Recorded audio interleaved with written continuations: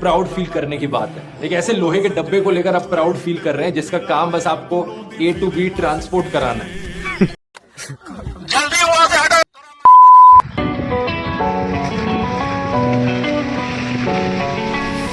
जे कोई शक नहीं करी चेक नहीं बीबा जट दिया चले सरदारी लगे चेक नहीं बड़े चेक नहीं उत्ते वाली नाल लाई बैठा यारी जे कोई शक नहीं गली चेक नहीं बीबा जट दिया